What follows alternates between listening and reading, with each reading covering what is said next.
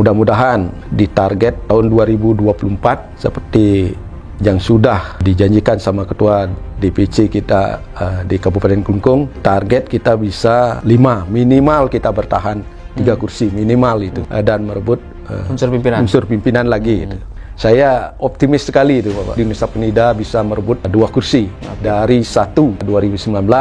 Masalah saksi juga tadi sudah disinggung juga di Rakerda itu, kita sudah masuk di BSN.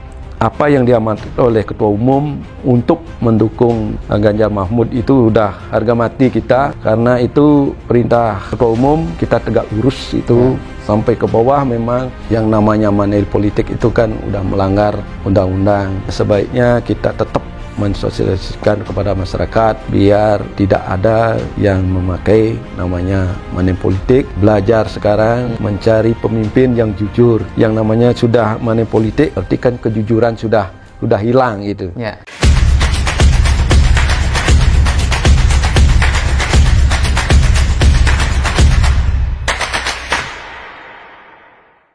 Kembali lagi di channel YouTube Hanura Bali Official. Kali ini kita sudah bersama salah satu pengurus Partai Hanura, Bapak Ketut Serinade selaku Ketua Badan Saksi Daerah BSD DPD Partai Hanura Provinsi Bali. Om Swastiastu, Pak Tut, selamat siang. Om Swastiastu, salam Rahayu. Rahayu, ya kita bertemu lagi Pak Tut. Sebelumnya kita sudah sempat diskusi tentang Klungkung, tapi sekarang sebagai Ketua Badan Saksi Daerah ya Pak Tut ya.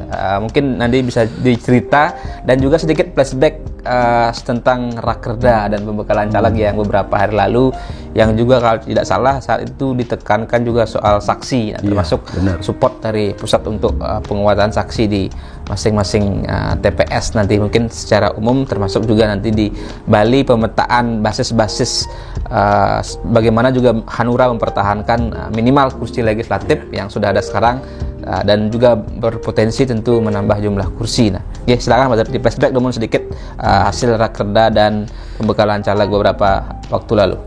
Terima kasih atas waktunya. Sebelum Titiang sedikit menjelaskan tentang Rakerda yang sudah kita lalui, iring sarang-sarang Rasti Bakti, ring ide Sunan, atau Uncarang, Pangastung Kare, Pengajali Umat. Om Swastiastu. Om Swastiastu.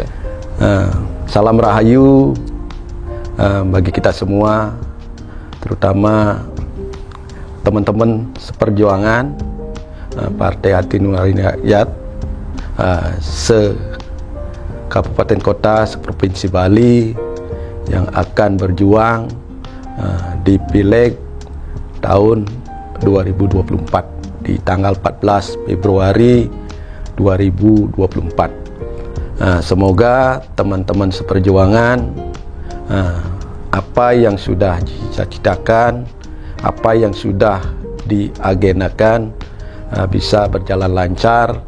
Minimal kita di semua kabupaten kota se-Bali kita mendapatkan kursi dalam artian kita bisa mewakili masyarakat di legislatif. Itu yang pertama. Masalah Rakerda yang kemarin itu banyak dibahas di sana juga dari Bapak Wakil Bapilu yang mewakili Bapak Ketua Umum, menekankan bahwa kita berjuang untuk membesarkan partai, khususnya di Provinsi Bali. Dari kacamata kita di tahun 2019, Partai Hanura juga diperhitungkan di Provinsi Bali, khususnya di 3 kabupaten kota. Kita sudah, yang pertama di Kabupaten Buleleng itu kita apresiasi sekali, sudah bisa merebut unsur pimpinan di sana dengan 5 anggota DPRD yang itu di 2019 ya? 2019. Mudah-mudahan sesuai dengan target dari teman-teman di DPC Kabupaten Buleleng, bisa meningkatkan jumlah kursi dari 5 menjadi 7, itu targetnya. Mudah-mudahan itu dengan doa restu kita semua, mudah-mudahan target yang tercapai itu. Di 2019 Hanura dapat 5 kursi, tapi kalau nggak salah hampir mendapat kursi pimpinan, tapi belum ya saat ini. Belum. Iya. Mudah-mudahan dengan targetnya kan di 2024. Mudah-mudahan dengan semangat teman-teman di Kabupaten Buleleng itu targetnya 7 itu bisa tembus itu. Dan unsur pimpinan dewan. Ya, unsur pimpinan dewan tetap dipertahankan itu. Untuk Kabupaten Kelungkung 2019 kita mengalami penurunan. Yang 2014 kita punya pimpinan juga, kita dari 5 kursi kita menjadi 3 itu. Ada penurunan. Mudah-mudahan di target tahun 2024 seperti yang sudah dijanjikan sama ketua DPC kita di Kabupaten Kelungkung, itu target kita bisa 5 minimal, kita bertahan 3 kursi minimal itu. Dan kembali ke 5 target. Kembali ke 5 itu target itu. Dan merebut unsur pimpinan lagi itu. Karena 2 kali kita dari mengikuti pileg di Kabupaten Kelungkung, 2 kali kita merebut pimpinan, cuma 2019 kita dapat peringkat nomor 4, jadinya kita kalah jumlah suara. Kalau segi kursi kita sama dengan Partai Golkar, kita 3 kursi juga, cuma kita kalah selisih suara saja. Kita di peringkat 4. Mudah-mudahan dengan semangat teman-teman di Kabupaten Kelungkung dan bergabungnya juga amunisi baru kita khususnya di Kecamatan Kelungkung itu bisa menambah kursi, ditambah juga Nusa Penida karena ada tambahan kursi di sana dari 8 menjadi 9. Itu juga membuat itu teman-teman khususnya di Dapil Kecamatan Kecamatan Nusa Penida itu tambah semangat untuk merebut 2 kursi itu. 2 kursi pasti saya optimis sekali itu, Bapak. Optimis sekali di Nusa Penida bisa merebut 2 kursi. Dari 1 2019 kita targetkan di Nusa Penida itu menjadi 2. Itu masalah saksi juga tadi sudah disinggung juga di Rakerda itu, kita sudah segera setiap DPC membentuk badan saksi cabang itu, badan saksi cabang dan badan saksi kecamatan. Itu kita sudah masuk di BSN, baru Kabupaten Kelungkung dan Kabupaten Buleleng itu yang sudah BSK-nya sudah masuk ke BSN itu. Yang lain berarti menyusul ya? Yang lainnya masih menyusul. Untuk BSC itu baru kita 55%. Itu baru kekurangan itu juga sudah dibahas di Rakerda. Setiap DPC mau segera itu membentuk BSC-nya itu. Karena kekuatan kita kan memang saksi kunci utama kita, dan Bapak Ketua DPD sama Pak Sekretaris juga menekankan supaya secepatnya kita membentuk saksi-saksi di tiap TPS dan koordinator di setiap desa itu. Itu kunci untuk menyelamatkan suara-suara kita yang ada di TPS. Ya, tadi kan 3 daerah sudah disebutkan menjadi basis, ada Buleleng, ada Kelungkung, termasuk juga Karangasem ya. Yang saat ini kalau nggak salah masih punya 3 kursi. 3 kursi. Tentu nanti diharapkan minimal bertahan dan mampu ditingkatkan. Apa secara internal yang membuat Hanura ini masih bisa optimis lah minimal 15 kursi kalau salah total ya. Di Provinsi Bali 15 ya. 15 kursi itu bisa dipertahankan dan kemudian minimal ada peningkatan lah, atau kembali misalnya seperti di tahun 2014 30 kursi kalau tidak salah, menjadi 2 kali lipat lah dari yang sekarang. Apa faktor secara internal maupun faktor eksternal juga yang membuat Hanura Bali ini lebih optimis menatap 2024? Menurut pandangan saya dulu, Saya optimis kursi yang ada di kabupaten kota Sebali akan mengalami target yang diwacanakan meningkat dari tahun 2019. Satu, karena kekompakan teman-teman di caleg itu pertama kuncinya, dan semua caleg ingin membesarkan Partai Hanura khususnya di Provinsi Bali. Untuk caleg yang tadi ditargetkan untuk meningkatkan jumlah kursi seperti yang sudah dijanjikan di Rakerda, itu setiap DPC punya namanya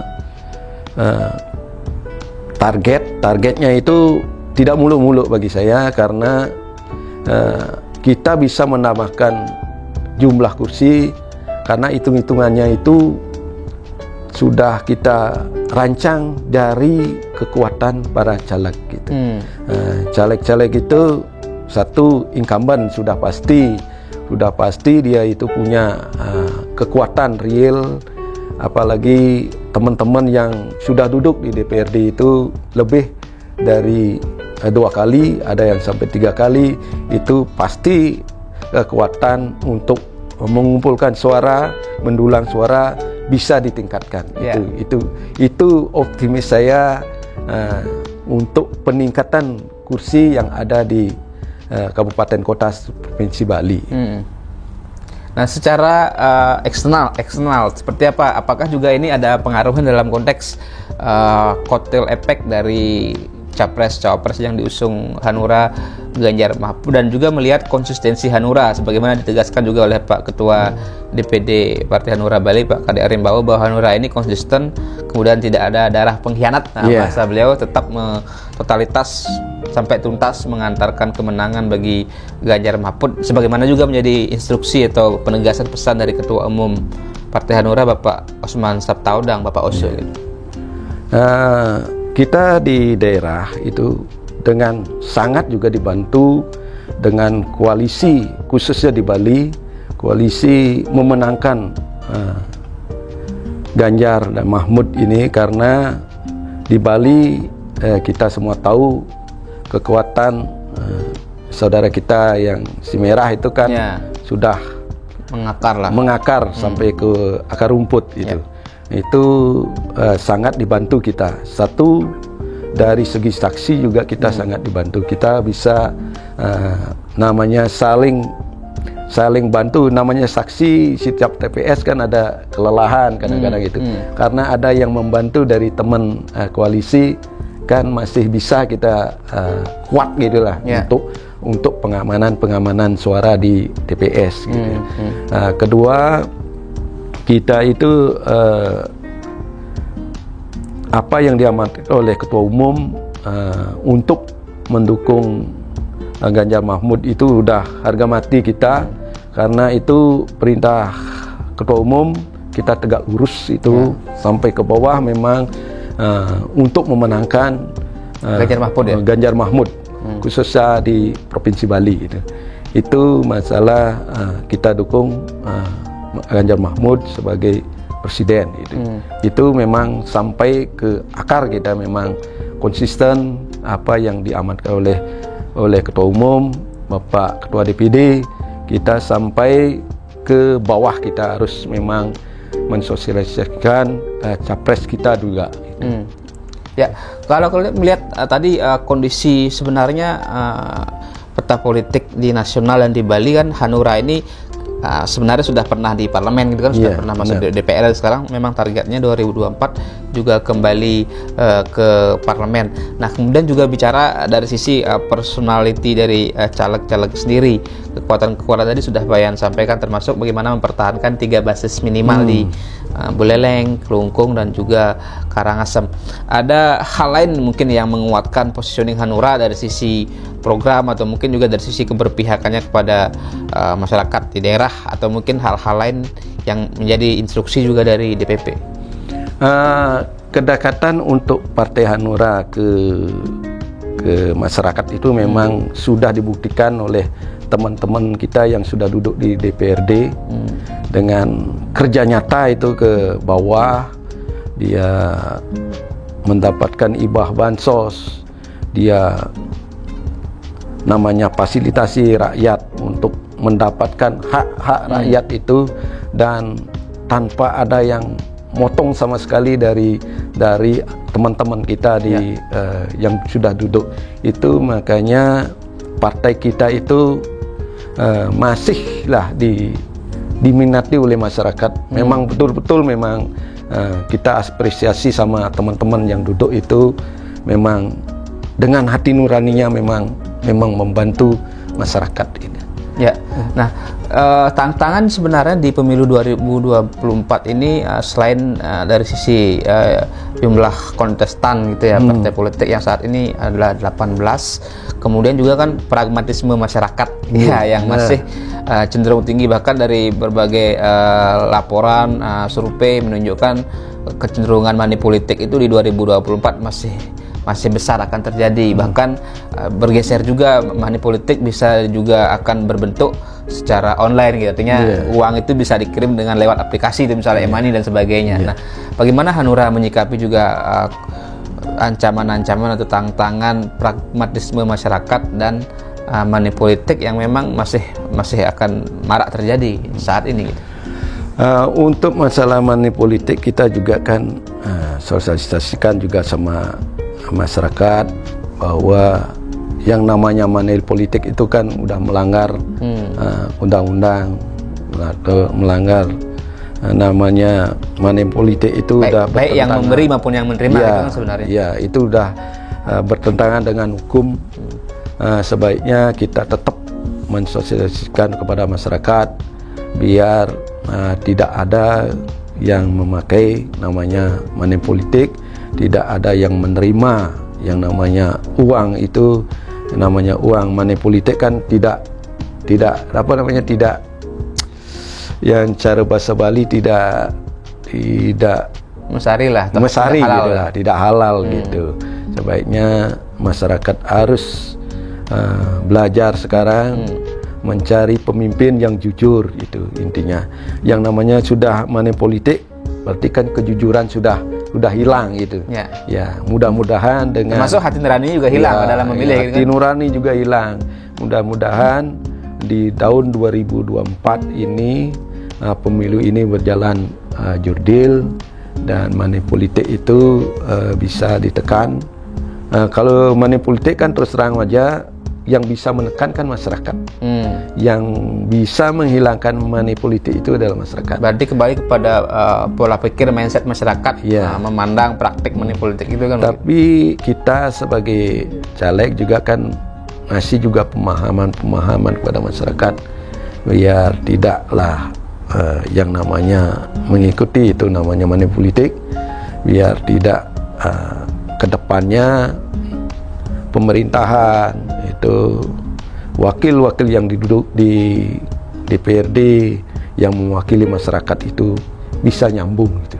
Bisa nyambung dalam artian kalau DPRD yang sudah duduk itu kan wakilnya rakyat. Ya, namanya wakilnya rakyat itu harus memang dekat melayani masyarakat itu. Oke. Jadi itu kunci pentingnya juga bagaimana edukasi kepada masyarakat. Iya, benar. Oke, terakhir sebagai sebuah closing, penegasan juga semangat lah untuk teman-teman di Hanura kepada juga pemilih juga agar semakin cerdas dan tetap tadi menggunakan hati nuraninya memilih pemimpin yang terbaik, pemimpin yang jujur dan tulus. Penegasan sebagai sebuah closing. Untuk masyarakat, khususnya masyarakat Bali, agar memakai hati nuraninya untuk memilih pemimpin, siapapun pemimpinnya, kalau didasari dengan jujur, kejujuran, pasti mendapatkan pemimpin yang baik. Dan saya motivasi pada teman-teman tetap semangat untuk membesarkan Partai Hanura, khususnya di Kabupaten Kota Provinsi Bali itu. Untuk itu saya sekali lagi mengimbau kepada teman-teman yang sudah duduk, pertahankan hati nurani, pertahankan kejujuran, bantu masyarakat dengan setulus-tulusnya. niscaya Hanura diterima di masyarakat. Semangat Hanura!